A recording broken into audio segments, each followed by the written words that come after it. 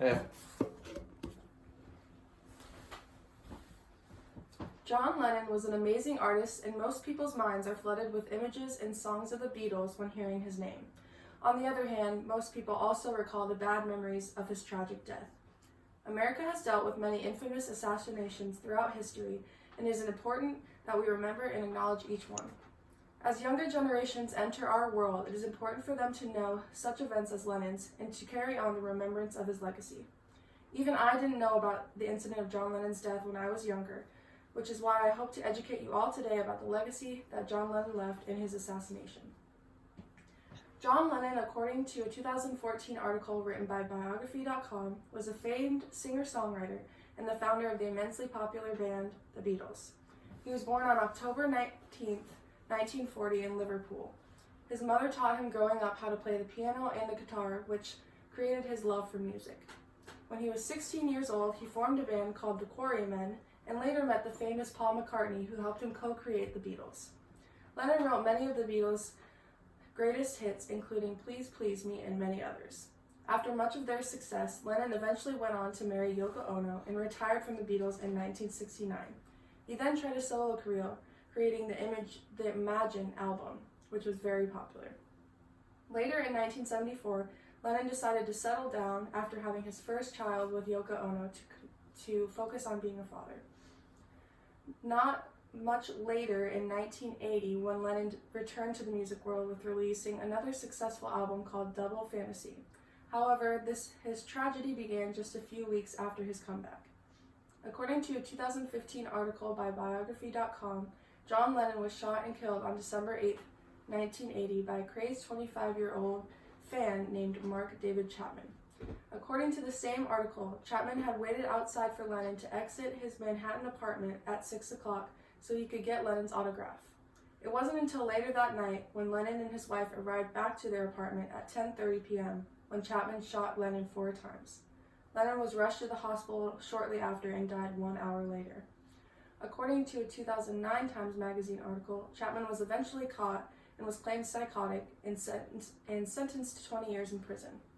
According to that same article, Chapman has been denied parole 10 times, the 10th being in 2018, and his next parole hearing is August 2022. Not only was Lennon's death shocking to his family, but also to the rest of the world. According to a 2015 article by Times Magazine, there were weeks of fan tributes to Lennon. Radio stations cleared the airwaves and only paid tribute to Lennon through his songs and the Beatles, along with interviews of his passing. More than 2,000 people gathered in Los Angeles for a candlelight vigil.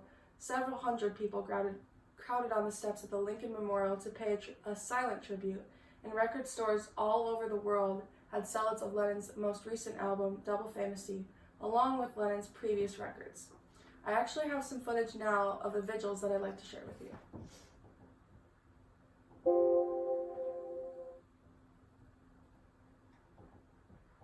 Total here in Central Park this afternoon, except for the sound of the helicopters circling above.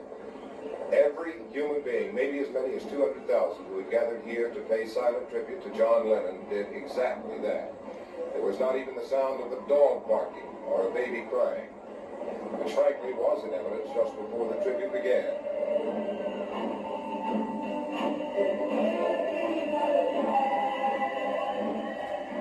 Then at 2 o'clock, the recorded music which had filled Central Park was shut off, and the silent vigil began.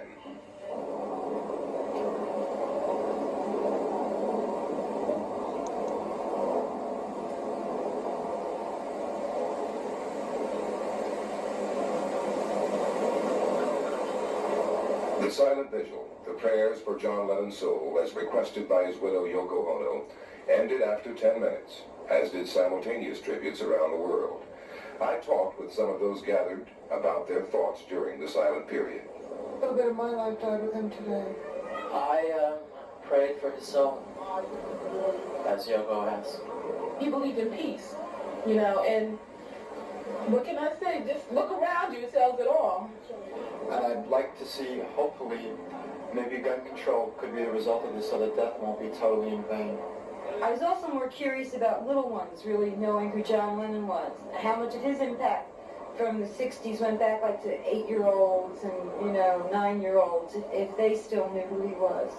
At the silent period, I thought if he were here, he'd be happy.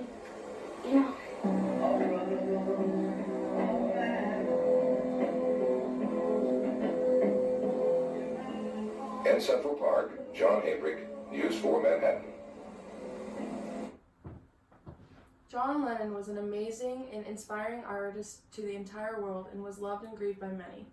His death was unfair, shocking, and a burden on many people's hearts. But by remembering his death and his legacy, people can have peace of mind that he will not be forgotten, and we will always have his music to keep his legacy alive. With that being said, I'd like to leave you with a quote from Lennon himself. Everything will be okay in the end, and if it's not okay, it's not the end. Thank you.